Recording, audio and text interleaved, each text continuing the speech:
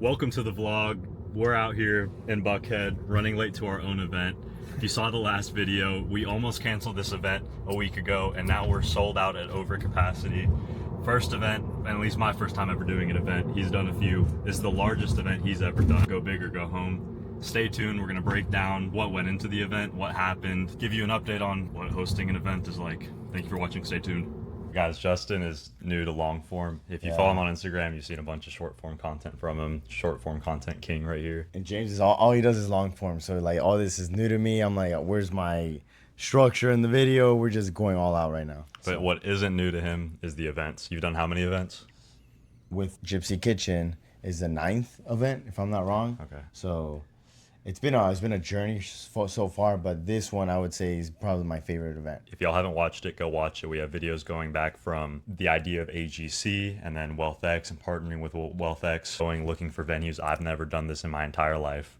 And me and Justin were out looking for venues. All of it's documented. Go watch the videos. The last video I was in Aruba talking about, we were 1 week out from the event and we were on the phone about canceling it. We almost canceled the event. And then long story short, we said, screw it. Went in, did the event. We sold somewhere around $2,300 in 6 days. Yeah. I've never done an event. He's done a few events. How were the events before in terms of profitability? Last year, our events weren't profitable financially. They're definitely profitable in several other ways. We did come out of pocket to cover several of the costs that we had to go through. The one we just did was probably the most expensive one. It doubled our expenses for sure. Last year was a bit stressful. We struggled a bit more, but we got the momentum going. So that way this year we're just feeding off that momentum to pour even more to these events. But I would say what we did profit more on was the circle we built, the friends we built, the business relationships we came from, the content. That's how we profited a lot more. So now finally with AGC, we get to profit in all aspects, and it's a full circle thing now. So guys, understanding business goes into every single aspect of life, every single aspect of business, friendships. Everything's really business when it comes down to it. And understanding the business landscape, understanding that business itself is a separate skill set from the skills that make you the money, will completely transform your business life, your personal life, your circles, doing events. That's why we're partnered. He's got the motion in terms of doing the events and everything, and then I came in, I was like, bro, let's run it like a business. Let's make money so we can provide more. You can't be charitable if you have nothing to be charitable with, right? You can't really grow if you don't have the capacity to grow. And that's where the business knowledge comes in, understanding the business landscape, understanding how partnerships work.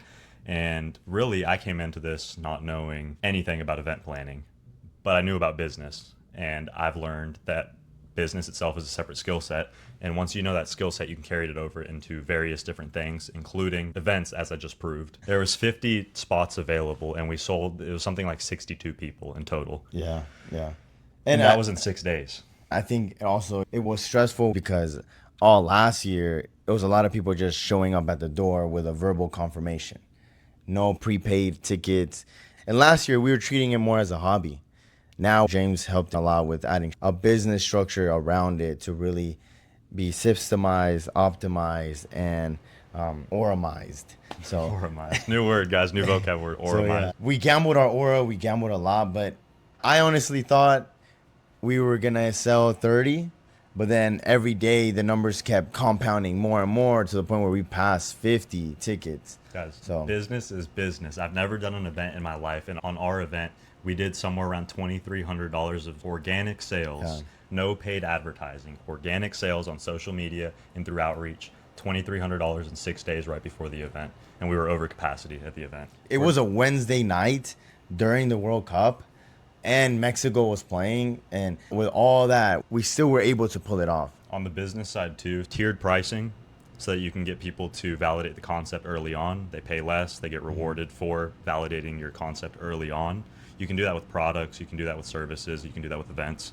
But one of the biggest things is events. If you've ever been to a concert, you've probably seen tiered pricing, tier 1, tier 2, tier 3. As it gets closer, it gets more expensive, or a certain amount of tickets sell out, it gets more expensive. That's a big thing that we may implement depending on the types of events we're doing. As well as at the door pricing needs to be higher, and you need to show that that's going to be higher, because the truth is, for lack of a better word, it's a pain in the ass doing payments at the door. Things go wrong. We're out there talking to people. The door girl's calling me to be like, hey, please fix this. This person's payment thing won't go through. And then dealing with that, it really sucks to deal with at the door. And so they're going to pay for that. It's also delegating a lot of work. If we didn't have a check-in host or a girl that was helping us out, that would have definitely pulled us away from a lot of the genuine conversations we were having with the new people, a lot of the returners, the sponsors, having friends to show up before we did, having friends to refer us to certain people to help out, even at the end too, to stay after to help take down the banner, clean up, move furniture, like just make sure everyone's out. Having people within the group also help out, that's free labor, and it's free labor. So of course, but it's also the community that we build, that people are willing to help because they know how much effort you've put into it. So, and when it's something that's useful to other people, whether it be it builds their social circle, it builds their network, it builds their professional career, it builds their relationships, you want it to succeed if it's helping you, right? Yeah. So people will go out of their way to help you, and we're so thankful to every single person that went the slightest bit out of their way.